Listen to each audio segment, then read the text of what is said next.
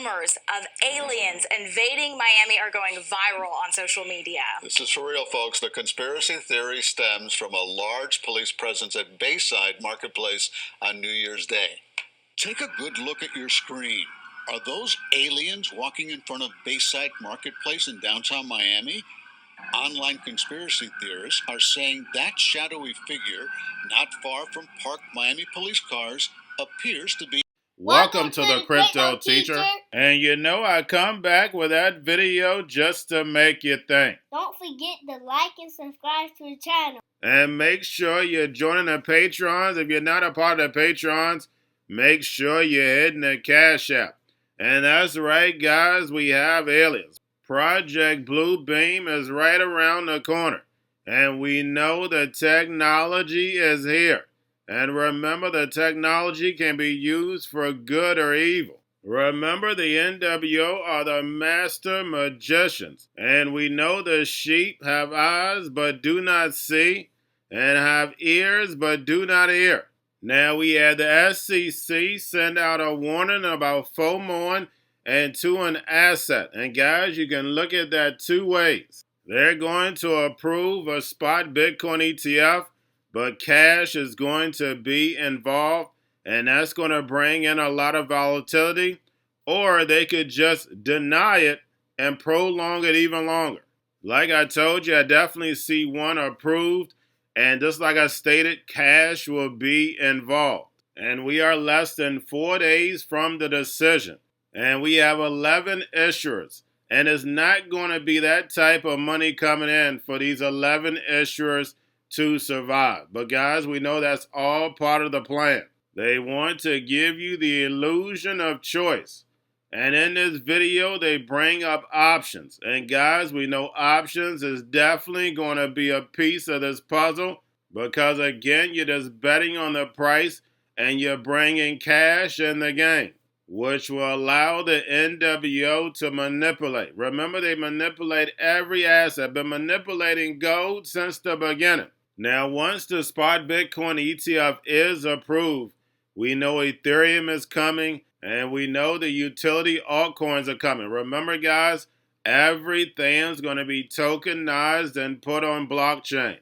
And remember, the Cryptoteacher told you, because he knows. When it comes to the NWO, it's all planned out. You have a wonderful day. January 10th is the deadline we're looking at, because that's when the SEC has to give some sort of answer to one issuer in particular, ARK and 21 shares, but the anticipation is we'll get an answer on all of them. Yeah, absolutely. So what is the next week, 2 weeks, month going to look like on this? I suspect the next thing we'll see is that both the exchanges that are going to have to trade these products and the issuers will finish up their paperwork. There's a couple different forms that have to get filed. That's when we'll get a bunch of information like, what are the expense ratios going to be? We still don't know that. These things could come out free. They could come out at 2%. We have no idea.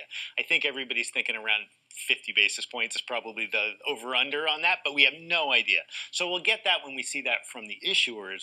Then we'll get the approval for these things to trade, and the SEC may or may not give a hard date there to say everybody can start trading, say, on January 21st. They may simply say, all right, everybody go, in which case we might see some of these things start trading next week. We might see a bit of a horse race to see who has their capital markets desk lined up first, and some folks may be ready at 9:30 on one trading day, and other folks may not be able to trade until noon, just because there are a lot of operational considerations in getting any ETF off the ground. Issue, because it is the story we've all been talking about, because Bitcoin has already had a heck of a run in the last few months. I don't think that this is going to be one of those things where we immediately have $10 billion in new assets show up. Remember, one of the funds here is Grayscale's GBTC converting. It already has $25 billion in it. So we know what that demand looks like. To me, the real question is when we look back, say, in a couple of weeks, maybe a month or two, how much incremental demand has there been over that $25 billion? Because that'll get redistributed a little bit. Grayscale won't hang on to all of that. It'll move to a BlackRock product or a VanEck product or somewhere in there. So when we add all that back up, is there a lot of demand? I think there's some. Most of the new demand will probably come from what I would consider more portfolio allocators, not traders, not folks who are just trying to take a run on Bitcoin. Those folks already know how to do that. They have lots of ways to do that. But if you're a financial advisor and you're running a model portfolio, putting a 3% slug in your aggressive version of the model, That's where I think the initial assets are going to come. Decision of which one. Is it going to be purely, I mean, as you know, a lot of the ETF flows right now are fee-based. Is that what it's going to be? Is it that the cheapest one is going to win? The cheapest one's certainly going to have a bit of a leg. We already know that Invesco and Galaxy are going to waive the fee for the first 6 months. That's always a little bit of a gimmick. I don't think most advisors get sucked into those kinds of fee waivers. If one of the big players, the big known names, say like a BlackRock or a Fidelity or somebody, comes out with the cheapest one, I think that's tough to compete against. But interestingly, I think it's where the volume is in the first couple of weeks that matters more than the cost. So in that case, it does matter who starts trading first. It can, because if we get a big slug of volume and then the derivatives market shows up and all of a sudden we have a live options market on that particular ticker, that's very hard to ever upset. So we've seen this before with things like gold. GLD finally started trading options. You could come out with the cheapest, best gold product in the world. You'll never pry GLD out of that derivatives ecosystem. Is going to be an options market automatically? Like if the SEC approves it, do they approve it all? Is there then options? So then is it free would game? go to the actual options dealers to decide effectively when they want to do this. Now, when GLD got options, there was a bit of a hiccup there about how it was going to be cleared, et cetera. I have a feeling those conversations have long since happened already. Everybody understands that the options market on this is going to be enormously valuable and enormously powerful. I mean, you guys have talked about it a ton of times. People trading zero-date expiration options is almost replacing people trading stocks in some cases. I think you're going to see something very similar happen here with Bitcoin. I suspect we'll have a good, clean options chain with real volume on it within weeks on the outside, and possibly within days if somebody's done a lot of pre-plan. Going to a different economy, and we're going to be learning more about that as we go. But clearly, we're learning that things can be done from remote locations. We're learning that technology can replace people even more than we thought. We're not going back to the same economy. We're recovering, but to a different economy, and it'll be one that is more leveraged to technology. And I worry that that is going to make it even more difficult than it was for many workers. In Silicon Valley, and my friends who work in technology know that what we did to the manufacturing workers, we are now going to do to the retail workers, the call center workers, the fast food workers, the truck drivers, and then even bookkeepers, accountants, insurance agents, lawyers, and on through the economy. So what happened to the manufacturing workers is a very clear sign. And so we'll import Chinese-based CBDC technology. So it's going to be CBDC in a box provided to you by the People's Bank of China. But every stock, every bond, every currency, every commodity, every piece of art, every private business, every piece of real estate will eventually be a token on a blockchain, an entry on a ledger, permanent and immutable. We will have truth instead of trust, and we will save over $7 trillion a year. 6 to 8% of global GDP is wasted by the friction of the trust industry that's necessary when you have dual entry accounting. With triple entry accounting, which is what a blockchain is, we get rid of all of that friction. It's a beautiful future. Like what you see in China and their social credit scoring systems, right? If we get identity wrong, it could be a tool to enslave humanity. And if we get it right, it could be a tool to liberate humanity. And as an American, I'm obviously rooting for the one that's on the side of freedom. Bitcoin is an international asset. And also, I do believe the role of crypto is, it's digitizing gold. I actually believe this technology is going to be very important. Look at it. We have been part of a huge revolution in investing through ETFs. We believe that ETFs will be changing the whole way we invest. Many people still use it as a means, people are investing it for indexing. No, the majority of people who are putting money in in ETFs are active investors that are buying exposure. The entire bond market is being transformed as we talk right now.